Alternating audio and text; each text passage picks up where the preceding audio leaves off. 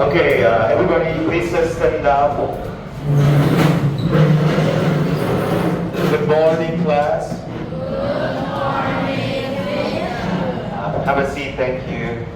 And please open up your notebooks.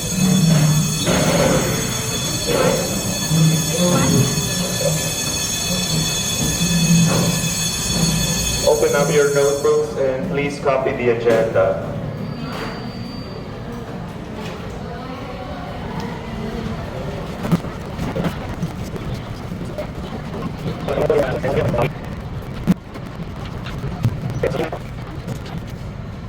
Okay, so here we have some reactions that I'm showing you here. What is this reaction about? We have methane gas and we add oxygen, then the chemical reaction happens and we get carbon dioxide and water as a result. So those are the products. Does anyone remember what this side means? So the products are the ones on the right side. The ones on the left side are called reactants. Yes, very good.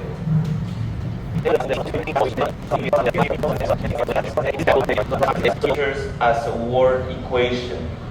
Here we have baking soda. Does anyone know what baking soda is used for in your home?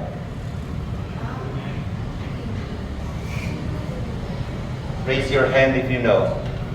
For 1 point. Okay. To wash? Yeah, it can be used as a detergent to clean. You're right. Yes, good. Anybody else?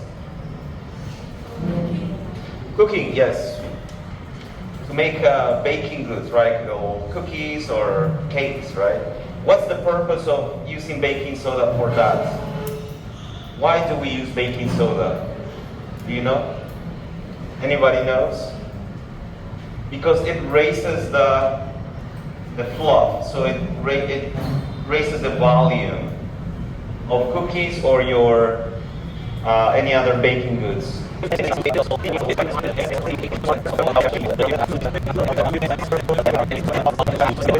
Dioxide is a gas and H2O is a liquid. Okay, so let me show you a video about some interesting chemical reactions.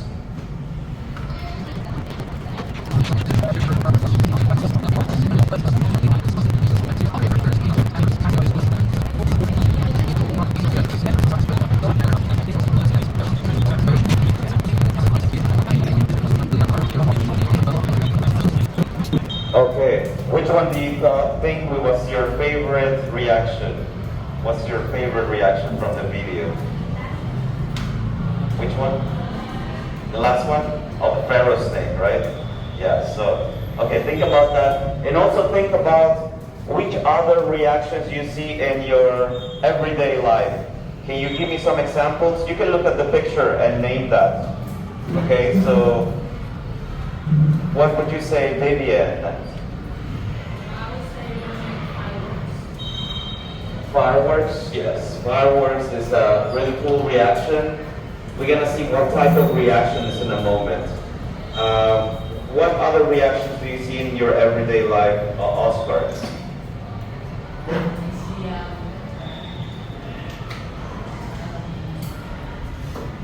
You can look at the picture and tell me one of them.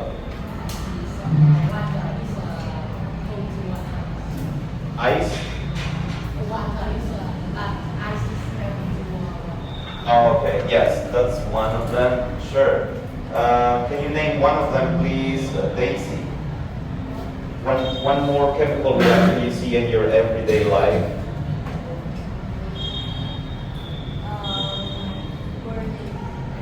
Burning. What do you burn? Wood, yes. When you burn wood. So if you go to get a barbecue, they're burning charcoal, right? Or they might be burning wood. That is another chemical reaction. So those are some examples. A rotting banana is also a chemical reaction when it goes from a fresh banana to a rotten black.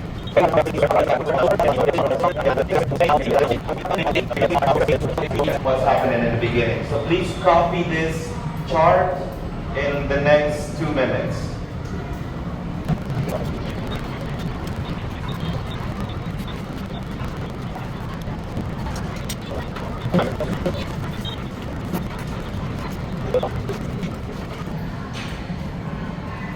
Okay. All right, let's move on.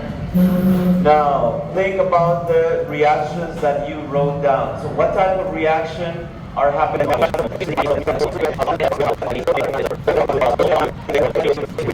So open your book and go to page 72 and 73 and answer question number 5.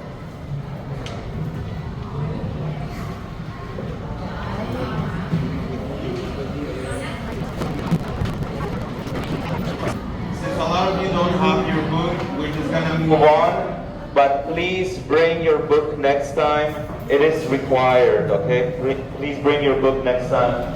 We're gonna need your book.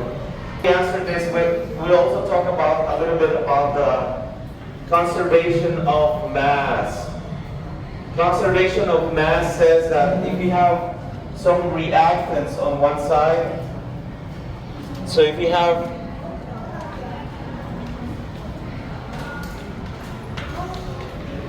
So if you have some reactants on one side and then a chemical reaction happens, then the amount of mass on the product side is going to be the same as the beginning. So for example, let's look at if we have some wood that is burning, right? So first we have the wood, and during the chemical reaction the wood is going to burn. And at the end, we have maybe some ash and some smoke that has flown away, right? So in this case, the amount of mass, the mass that you have before the reaction is equal to the mass after the reaction happens. So that is the law of conservation of mass.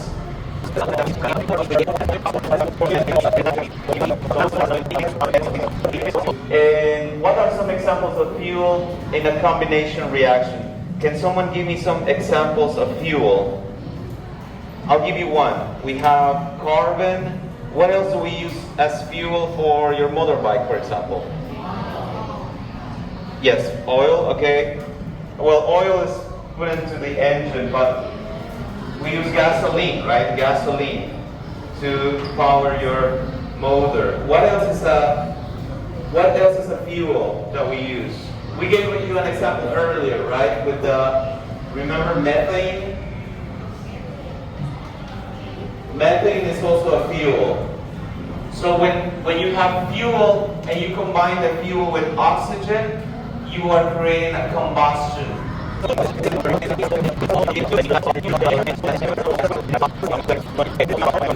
Okay, let's discuss the following scenario with your partner. So imagine you are sleeping at night, so you're sleeping in your bedroom, and then you wake up and there's a loud sound on the first floor. You run downstairs and you see a small fire. You see a small fire like an electrical outlet, and you see that it's because you left your jacket near a damaged phone charger. So you see some fire. What do? Okay, you have 2 minutes to talk to your partner and tell your partner what will you do to take out the fire, and also what will you do to minimize the fire from getting bigger, right? Especially to turn down the fire. What do? Explain that to your partner in the next 2 minutes. In English, guys, I'm going to be checking. So you have 2 minutes to talk to your partner about that problem and how you're going to fix it.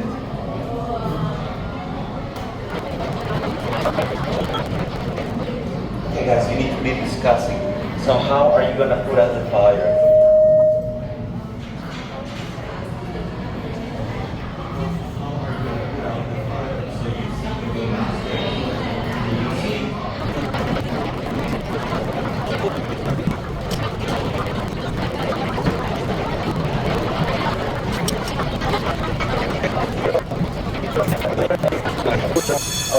Let's have a 5-minute break, and we will be back soon. Hey.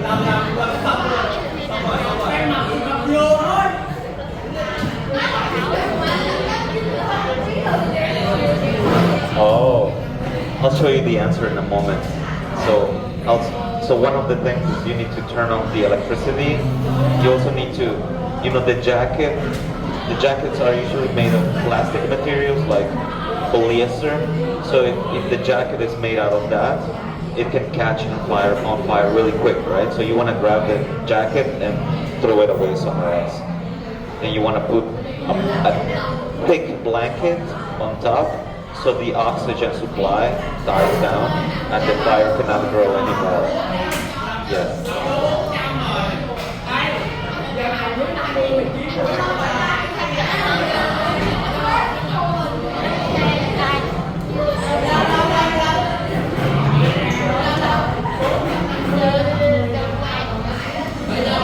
Wet blanket? Yeah. Put on top, right? I think that's okay, yes.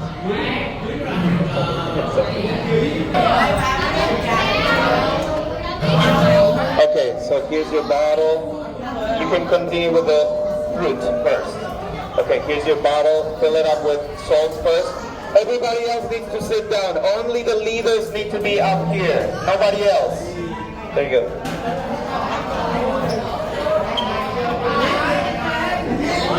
Okay, wait for your turn, and then move on. Thank you. And group number 8. Okay, there should be only 8 groups. Oh, good. Thank you. One spoon of salt. Yes.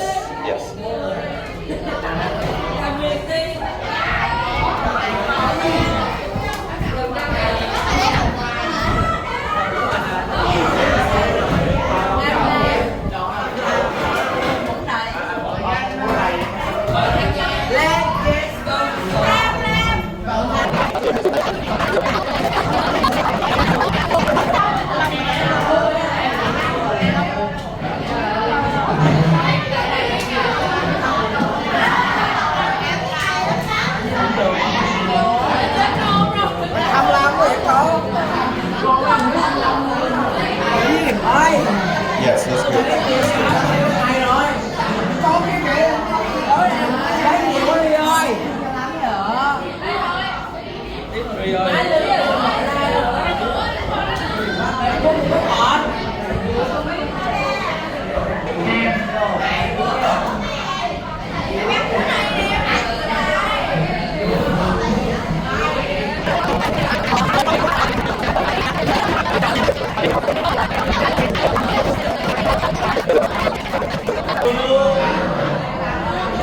Okay, can I please have your attention? When I say class, you say? Yeah. Okay, let's talk about how we're going to maintain our experiment. First, you need to keep the experiment in the school or take it home. That's fine. I can advise you to take your bottle, put it outside your window, or not your fridge. Okay, don't put it in the fridge. Put it somewhere where there's going to be a lot of heat, probably like maybe your balcony or your garden. That's a good place. If you keep it in the school, put it somewhere near the sunlight. So that helps out with the fermentation process. Then, okay, I'm going to need your attention again. All right, over here. We're following the instructions. Okay. Write down any visible changes that you see on your experiment here. Okay, so you're gonna write your observations. You can include things like, if you see any color changes in the fruit, you need to write down what you see going on. Also, you need, okay, some of you guys want to talk. Okay, over here. Please stand up, stand up. Okay, come to the front, please, go around. Okay, what is it that you want to talk about? Please, we're gonna listen to you now. Okay, please, come. What is it that you want to tell the class? Okay, have a seat. Okay. Guys, please do not interrupt the class. If you want to talk, I'm going to ask you to come to the front and talk to everyone. Only one person can talk. Okay? If you want to talk, then I'm going to listen. So, Let's keep going. So we have our observations. We're gonna write down what we are looking at, what we are seeing as the days go by. So for day number 1, we have color changes. Maybe you write some, what's going on. If the fruit is changing color, you need to write it down. Are there any bubbles forming? You write it down. What's happening to the pieces of fruit? Are they disintegrating? Are they becoming smaller? Are they growing? What's going on? You will need to write it down. Also, the shape of the balloon.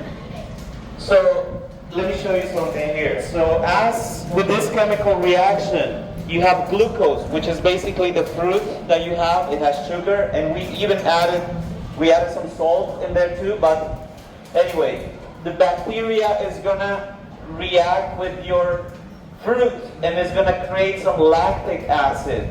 And also carbon dioxide is going to inflate the balloon. So also you need to write down how much is the balloon growing. So you need to write down the diameter of the balloon as it expands. That's going to be included in your notes here. Also guys, you can do it this way too. You can keep the experiment with you for 1 or 2 days, and then you can hand it to somebody else along with the notes so they can write down their notes. So you can make everyone in your group participate. It doesn't have to be with one person the whole time. You can hand it along to somebody else so they can also write some notes on day number 2 or 3 or 4 as the week goes by. Okay, so let me give one of these to each group. So this one's gonna be for you guys. Here you go.